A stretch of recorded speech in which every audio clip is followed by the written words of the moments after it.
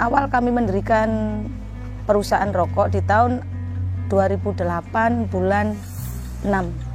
Di situ perizinan sudah terbit, kami masih sebatas home industry dengan jumlah karyawan sekitar 30 orang bagian packing maupun bagian giling. Sekitar awal buka kita di rumah 30 karyawan, seperti itu Pak. Sebelum kami terjun di dunia perusahaan rokok, kami dari keluarga sudah menekuni yaitu di sektor tembakau Pak. Itu bisnis dari orang tua, alhamdulillah diturun-temurunkan ke anak cucu kami selaku anak yang pertama, yaitu dipercaya untuk mengelola perusahaan rokok Margantara Jaya, seperti itu Pak. Ide dari keluarga, yang mana perusahaan rokok ataupun menekuni di sektor tembakau itu adalah ide dari keluarga, seperti itu. Jadi semua keluarga kami berkecimpung di perusahaan dan sektor tembakau. Itu bagian dari ide keluarga juga. Salah satunya kami memilih dengan merek PS Jeram. Mungkin ada rahasia tersendiri dari keluarga, tentunya itu Pak. Kami perusahaan kami Pak dengan satu brand, yaitu dengan satu jenis merek, dengan jumlah karyawan sampai saat ini 1.300, mulai dari bagian pengolahan di gudang sampai jadi produksi. Untuk dalam satu hari Pak, kami menghasilkan 1.600.000 batang per hari. Kalau kami menceritakan Pak, prosesnya itu sangat luar biasa, dibilang rumit-rumit, dibilang tidak. Karena kami sigaret kretek tangan tentunya melibatkan banyak tenaga. Mulai dari pengolahan, penyimpanan, lalu proses lagi sampai digiling, dipacking jadi bal. Jadi banyak proses yang kami lakukan seperti itu. Sebelum dipacking itu masih ada sortasi Pak. Jadi yang tidak standar dengan berat ataupun gramatur itu disortasi, lalu yang tidak standar dengan bentuk itu juga disortasi juga. Seperti itu, kepadatan juga mewakili dari suatu kualitas. Kalau kita berbicara dukanya nangis. Mulai kita namanya home industry Pak, tentunya kita membutuhkan banyak modal. Nah pada saat itu semua itu serba terbatas, jadi kita menanamkan kepercayaan itu mulai dari pembelian dan semuanya. Satu kuncinya Pak, kita minim dengan modal tapi kepercayaan yang kami tanamkan, seperti itu.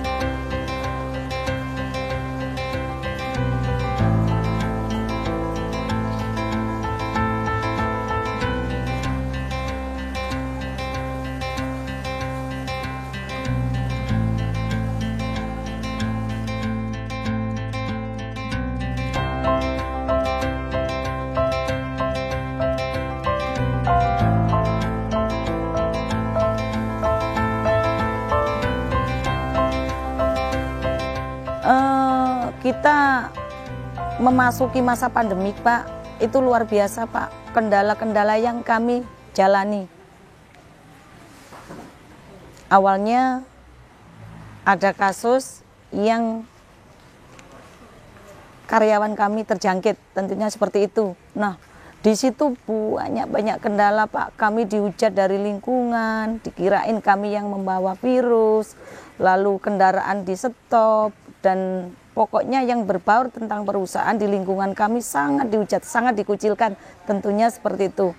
Lalu kami menghadap ke Pak Sekda, Pak Bupati, intinya tolong kami dilindungi, karena virus itu datangnya bukan dari karyawan kami, untuk diedukasikan, biar kami bisa bekerja, biar kami bisa melanjutkan aktivitas, tentunya seperti itu, Pak. Pokoknya banyak dukanya kala itu. Alhamdulillah sampai sekarang dengan masa pandemi kita bisa melewatinya.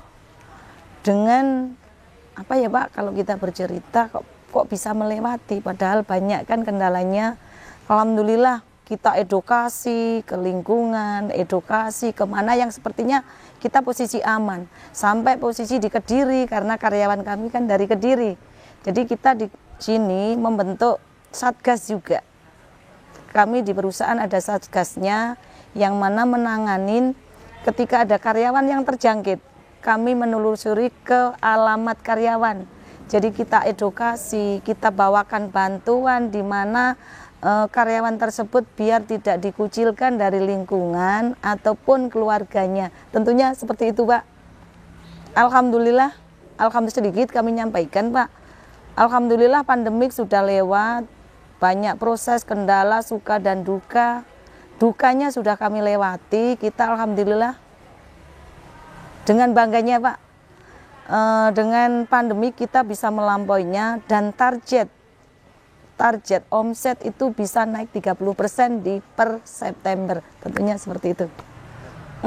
Kami tidak merasa apa ya, Pak, artinya patah semangat. Kita tetap melalui masyarakat yang mana kita ditolak, tapi kita selalu pendekatan ke masyarakat, menjelaskan, edukasi, walaupun pada saat itu kami dihujat, kami tidak pantang menyerah. Kami menjelaskan sesuai dengan yang pernah kami dengar di berita dan apa, seperti ini loh COVID-19, tentunya seperti itu. Alhamdulillah sekarang sudah pada sadar.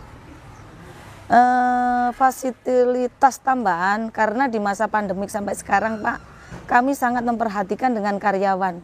Karyawan kami harus sehat, itu kunci nomor 1, karena mereka adalah aset kami. Lalu di sini kami sangat memperhatikan, di mana kami mendirikan UKK itu sebetulnya sudah lama, Pak. Di situ sudah, waktu itu sudah lama bangetnya, 2010 kami sudah ada UKK, kalau enggak 2000, pokoknya 2000, sudah lama banget. Tapi fasilitas di dalam itu belum lengkap. Akhirnya dengan pandemi ini kami lengkapi. Untuk tes asam urat dan bagian yang menanganinya, perawat kami ada 3.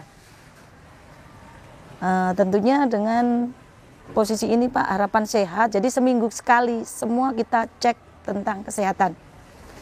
Inovasi yang kami lakukan, 1 terkait dengan UKK. Yang kedua, kami inovasi lagi terkait dengan mengajak, karena masyarakat itu kebanyakan ekonomi kan di bawah kan, ya, Pak. Di sini jadi kita tidak harus serta-merta dapat karyawan, dapat rokok. Kita mengajak hidup hemat. 1, kita ajarin untuk menabung. Yang kedua, kita mendirikan koperasi juga, tentunya seperti itu. Jadi di mana ada karyawan yang sifatnya butuh, itu kami menyediakan untuk membantunya, seperti itu. Pernah sekali, yang mana dari pihak perusahaan sendiri itu sebenarnya tidak melakukan melalui online, media Shopee atau IG dan media sosial yang lainnya, tapi dari orang-orang yang pengen memasarkan produk kami, alhamdulillah dilakukan secara penjualan online. Untuk area pangsa pasar kami, Pak, mulai dari awal sampai sekarang ya di titik-titik itu saja. Yang dulunya awal ibarat 1 bal, alhamdulillah kita sudah bisa lebih. Yang dulunya 1 RT sekarang bisa 1 desa. Skupnya seperti itu, yaitu di luar Jawa sama di Jawa, seperti itu Pak.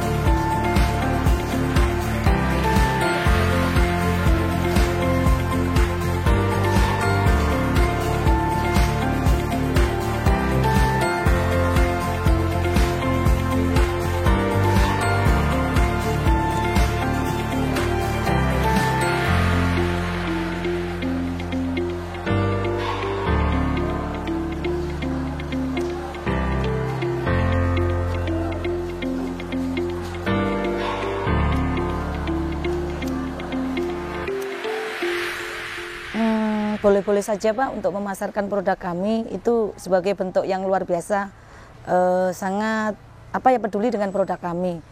Untuk memasarkan atau bergabung dengan perusahaan kami bisa menghubungi langsung di kantor pemasaran di Kabupaten Tulungagung, yaitu di alamat pabrik kita, seperti itu.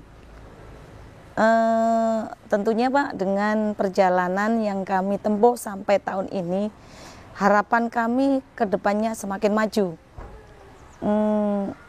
Kami minta bantuan dan dukungan dari Pemkab setempat atau dinas yang terkait menangani dengan rokok. Kami dibantu untuk tenaga kerja, karena saat ini sangat-sangat keterbatasan dengan tenaga kerja di wilayah Tulungagung. Kami mengekspor dari Kediri tentunya itu Pak. Nah, lalu harapan kami perusahaan Pak, kami tidak hanya di segmen SKT.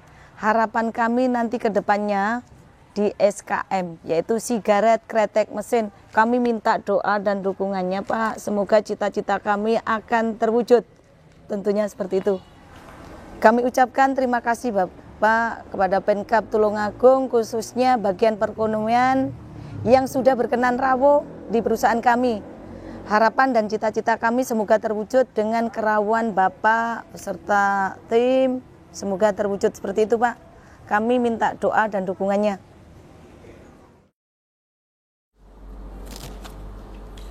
Assalamualaikum warahmatullahi wabarakatuh.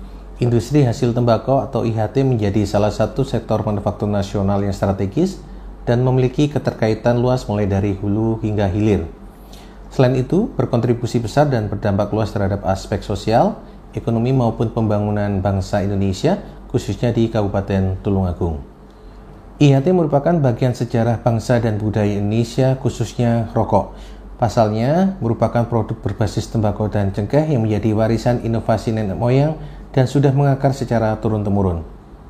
Industri rokok di dalam negeri telah meningkatkan nilai tambah dari bahan baku lokal berupa hasil perkebunan seperti tembakau dan cengkeh. Di samping itu dinilai sebagai sektor padat karya dan berorientasi ekspor sehingga mampu menopang pertumbuhan ekonomi. Industri rokok juga dapat dikatakan sebagai sektor kearifan lokal yang memiliki daya saing global dan juga merupakan penyumbang penerimaan negara yang cukup signifikan melalui cukai. Namun demikian, produk IHT ini merupakan barang kena cukai untuk mengendalikan konsumsi sebagai konsekuensinya, sehingga peraturan terhadap rokok semakin ketat baik di dalam maupun di luar negeri. Keberpihakan pemerintah saat ini terhadap industri IKT sangat jelas sehingga pekerjaan linting rokok, kretek ada terus dan terus berkelanjutan. Kami pun melihat mereka masih bertahan di tengah industri 4.0 karena di Indonesia penerapan teknologi industri 4.0 berjalan secara paralel dan harmonis dengan industri yang menggunakan teknologi sebelumnya. Kami dari pemerintah Kabupaten Tulungagung, khususnya dari bagian perekonomian dan SDA, memberikan himbauan kepada seluruh pengelola pabrik rokok di Kabupaten Tulungagung agar tidak menggunakan pita cukai palsu atau yang lainnya yang melanggar hukum.